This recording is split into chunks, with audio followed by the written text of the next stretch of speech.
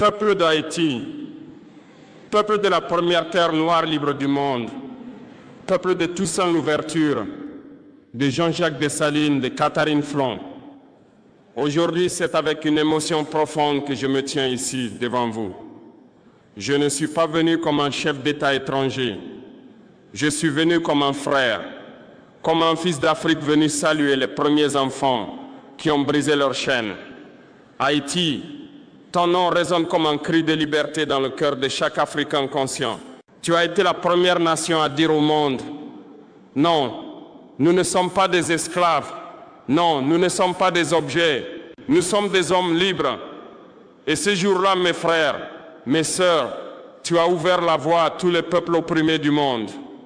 Oui, avant même que beaucoup d'Africains n'osent rêver de liberté, Haïti l'a vécu. Avant que le mot indépendance ne prenne sens sur nos terres, Haïti l'avait déjà écrite avec le sang de ses fils et de ses filles. Et pourtant, 2 siècles plus tard, le monde tente encore d'humilier Haïti. On la montre du doigt, on la salit, on la fait souffrir. Parce que Haïti leur rappelle une vérité insupportable. Le peuple noir s'est libéré sans permission. Haïti, toi qui as brisé les chaînes de fer, on t'a ensuite entouré de chaînes invisibles. La dette, la faim, la corruption imposée, la déstabilisation orchestrée. Mais aujourd'hui, je viens te dire ceci. L'Afrique ne t'a pas oublié. Le Burkina Faso ne t'a pas oublié. Et moi, Ibrahim Traoré, je te tends la main de l'Afrique renaissante. Oui, frères et sœurs, l'heure est venue de renouer le fil brisé entre l'Afrique et Haïti. Car nous ne sommes pas séparés par l'océan.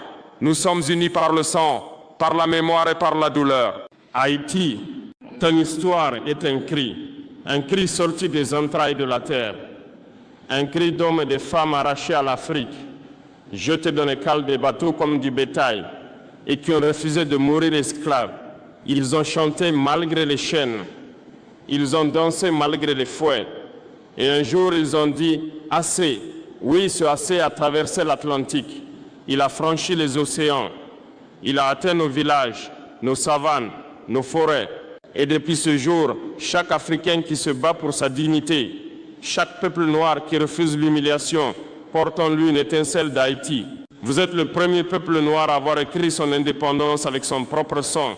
Vous êtes le premier à avoir prouvé que l'homme noir pouvait se gouverner lui-même. Et c'est cela, mes frères, mes sœurs, que les puissances du monde ne vous ont jamais pardonné. Ils ont détruit vos récoltes, ils ont ruiné vos ports. Ils vous ont imposé une dette monstrueuse pour avoir osé être libre. Haïti a payé le prix de sa dignité. Mais malgré tout, Haïti n'a jamais